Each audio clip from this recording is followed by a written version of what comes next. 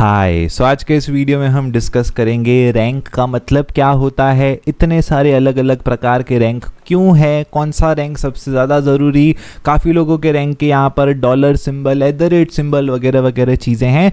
And finally college की list rank के basis पे हम कैसे सोच सकते हैं या क्या हम कर सकते हैं। Let's start. सो बेसिकली यहाँ पर क्या होता है, जो रैंक का प्रोसेस होता है, so this is the provisional merit rank, right. ये क्या है, प्रोविजनल। प्रोविजनल का मतलब होता है हाल फिलहाल तो आपको दे दिया है बट आगे जाके चेंज होगा। आगे जाके चेंज होगा से मतलब क्या है कि प्रोविजनल मेरिट रैंक और फाइनल मेरिट रैंक में फ़र्क होता है क्या, तो यस फ़र्क तो होता है। बेसिकली जिन लोगों को पहले रिसिप्ट थी या जिन लोगों को डॉक्यूमेंट्स नहीं थे, काफ़ी लोग थे जिनको समझो TFWS था ही नहीं डॉक्यूमेंट और अभी उनका बन गया है। ओके तो अभी बन गया है तो वो लोग अभी ग्रीवियंस में येस डाल के अप्लाई कर देंगे। Okay so that is the basic फंडा। तो बेसिकली उसके वजह से काफ़ी जो कास्ट के रैंक होते हैं, राइट, तो वो सब उसमें काफ़ी ज़्यादा चेंजेस हमको देखने को यहाँ पर मिलती है। सो बेसिकली यहाँ पर मैं इतने सारे रैंक से अगर मुझे सारा का सारा कन्फ्यूजन एक बार में हटाना है, एक ही स्टेटमेंट में हटाना है, तो मैं आपको बता दूंगा जो आपका स्टेट जनरल मेरिट रैंक होता है वो सबसे ज़्यादा ज़रूरी होता है। क्या कह रहा हूँ मैं, जो स्टेट जनरल मेरिट नंबर होता है, जो मेरिट रैंक होता है आपका स्टेट वाला, that is the most important.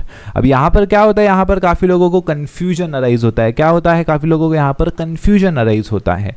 So basically अभी जैसे कोई बोलेगा, अभी स्टेट मतलब स्टेट का तो आपने बता दिया, अभी कोई बोलेगा सर मैं कैटेगरी वाला हूँ, बरोबर। अभी ये जैसे ये मैंने आपको दो दिखा रहा हूँ, कोई कैटेगरी वाला रहेगा तो उसका कैटेगरी का भी रैंक होता है, राइट। अलग अलग प्रकार के रैंक होते हैं। तो बेसिकली अगर आप यहाँ पर शीट देखने जाओगे, ओके, सो बेसिकली अगर समझो आप यहाँ पर शीट देखने चले जाओगे रैंक वाली, तो अभी क्या होता है, यहाँ पर अराइज होता है सबसे बड़ा कन्फ्यूजन। ओके सबसे बड़ा कन्फ्यूजन यहीं पर अराइज होता है।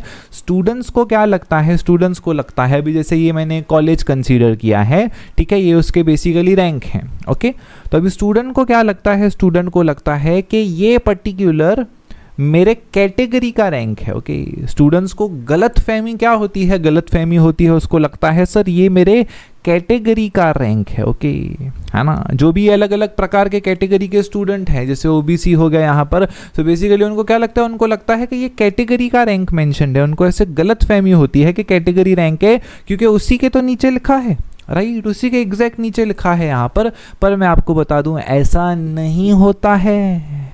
ओके ऐसा नहीं होता है। ये सारे के सारे रैंक आपके स्टेट जनरल रैंक्स के बेसिस पे PDF होती है। जो भी आपकी ऑफिशियल PDFs होती हैं, सारी की सारी PDF बेस्ड होती हैं यहाँ पे स्टेट जनरल रैंक के ऊपर। तो इस वजह से जो मैंने आपको कहा कि अगर आपको बहुत सारे रैंक्स में कन्फ्यूजन हो रहा है, कन्फ्यूजन को सीधा 1 सेकंड में हटा दो। कन्फ्यूजन आपका 1 सेकंड में हट भी जाएगा कि जो सारे के सारे रैंक में से सबसे इंपॉर्टेंट होता है यहाँ पे स्टेट जनरल मेरिट रैंक, ठीक है। अभी कोई बोलेगा सर ये कौन रैंक क्या है, ये ऐसा क्या है, ये वैसा क्या है, तो बेसिकली क्या होता है, अलग अलग कौन मुझे दिख रहा है, किसी स्टूडेंट को कुछ और दिखेगा, किसी को कुछ और दिखेगा। तो बेसिकली क्या होता है कि कौन तो कोई बोलेगा ये कौन सा कैटेगरी बना है, ऐसा नहीं है। ये होता है based on the geography, okay कि जहाँ पर आप बिलोंग करते हो उसके बेसिस पे ये रैंक होता है। बट अगेन कौन का कुछ ऐसे स्पेशल कुछ कट ऑफ कहीं पर नहीं है, तो उतना ज़्यादा उसका कुछ मतलब नहीं होता है। ओके चलिए तो अभी हम डिस्कस करते हैं यहाँ पे कितने टाइप के रैंक होते हैं। सबसे इंपॉर्टेंट में इंपॉर्टेंट मैंने आपको बता दिया, जो स्टेट जनरल होता है सबसे ज़्यादा ज़रूरी होता है। जिनका डॉलर और @ सिंबल आ रहा है उन्होंने अब तक डॉक्यूमेंट्स कुछ ना कुछ उनका वेरिफिकेशन या कुछ ना कुछ सबमिट करना उनका बाकी होगा, उस वजह से यहाँ पर डॉलर का सिंबल यहाँ पे आ रहा है। ओके टाइप्स ऑफ रैंक, तो बेसिकली पहले क्या होता है, पहले तो आपको पता चल गया यहाँ पर होता है स्टेट रैंक के पूरे स्टेट में बेसिकली आप कौन से लेवल पे यहाँ पर लाई करते हो। सेकंड रैंक कौन सा होता है, सेकंड रैंक आपका हो जाता है यूनिवर्सिटी रैंक, यानी जो होम यूनिवर्सिटी आपकी है आप उसमें कौन से रैंक पे लाई कर रहे हो। एग्जांपल तौर पे पहले भी आप पुणे में थे, अभी भी आप पुणे में हो, सो बेसिकली अपने ही यूनिवर्सिटी के अंदर आप कौन से रैंक पे यहाँ पर आए हो। सो बेसिकली ये लास्ट ईयर का है किसी स्टूडेंट का, तो ये हो गया स्टेट जनरल रैंक, बरोबर। उसके बाद ये हो जाता है यूनिवर्सिटी का जनरल मेरिट रैंक। यूनिवर्सिटी में जो आप हो उसमें आप कौन से रैंक पे हो, कोई MU से है तो MU का रैंक, कोई पुणे से है तो बेसिकली उसका पुणे का रैंक, राइट।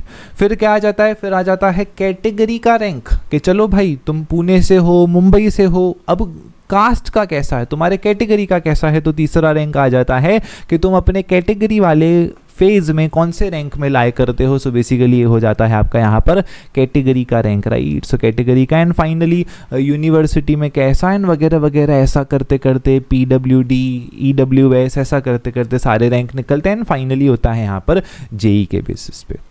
तो आपको समझ गया कि ये जो एनालिसिस है ये आपको सिर्फ उन्होंने दर्शाया है, आपको सिर्फ ट्रांसपेरेंसी दी है। कैसे होता है होटल में अगर आप खाने पीने गए हो, सो बेसिकली अगर आप खाने पीने गए हो तो क्या होगा वहाँ पर, बोलो, वो सीधा आए और आपको बोले 1000 रुपया बिल्लू, आप बोलोगे अरे 1000 कैसे हुआ। तो बेसिकली वो क्या करता है, बताता है 60 रुपया इसका हुआ, 200 की ये डिश थी, 400 का ये था। तो बेसिकली ये जस्ट ट्रांसपेरेंसी शो करने के लिए यहाँ पर रैंक्स दर्शाए गए हैं।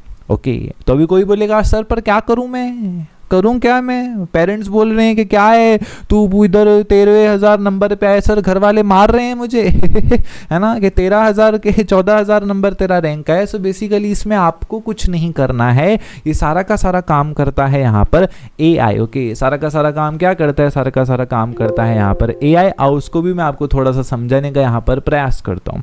अभी देखो, अभी समझो आपने कोई कॉलेज डाला है, एग्जाम्पल तौर पर मैं डालता हूँ COEP डालता हूँ, ठीक है, क्या डालता हूँ, या COEP नहीं डालता हूँ, PICT डालता हूं, कोई प्योर यूनिवर्सिटी कॉलेज डालता हूं, तो उसका थोड़ा सा प्रोसेस आपको समझेगा।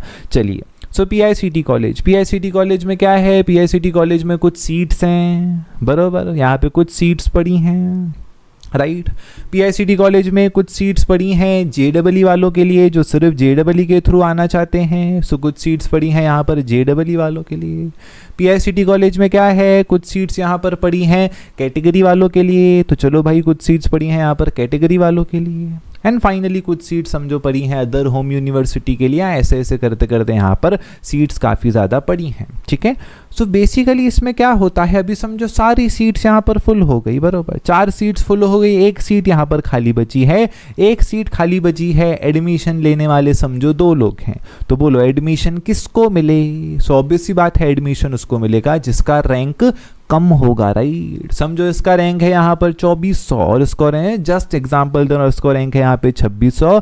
तो बेसिकली अगर ये लोग एकदम प्योर ओपन स्टूडेंट है तो ऑब्वियस सी बात है जिसका रैंक कम होगा।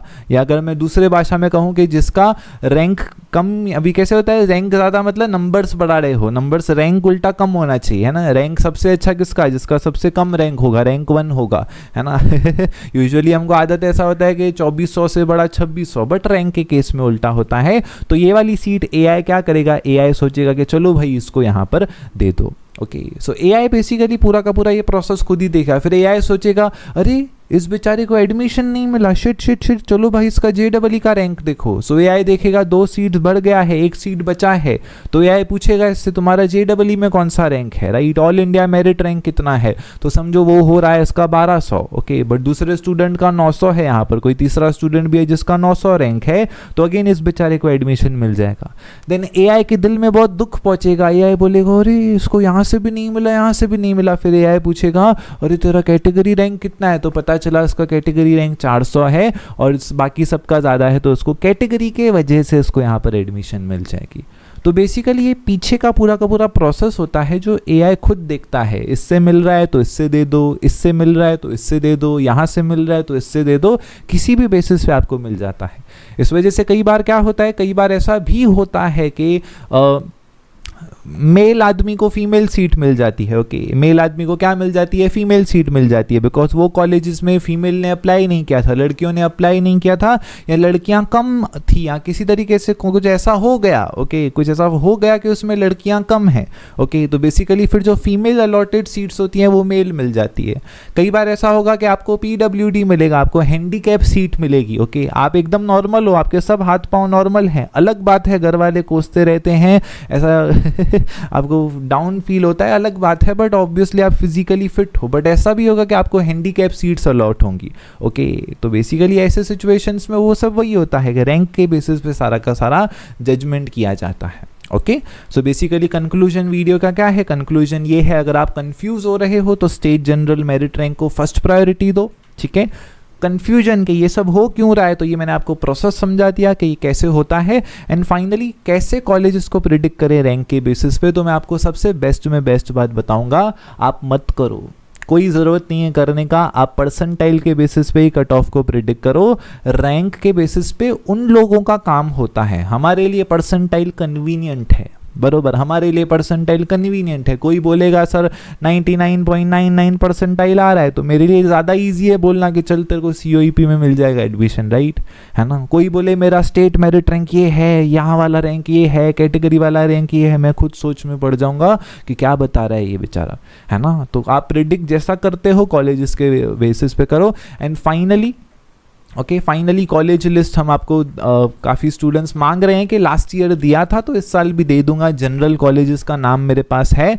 तो वो PDF भी अपने ऐप या वेबसाइट के ऊपर आपको एक दिन में अवेलेबल होगा। नेक्स्ट वीडियो तक वो सब कंटेंट रेडी करके आपके साथ शेयर कर दूंगा। फिर जैसे आपको अपने हिसाब से करना है, डेटा में से आप एनालिसिस करके अपना लिस्ट तैयार कर सकते हो। Wish you the best.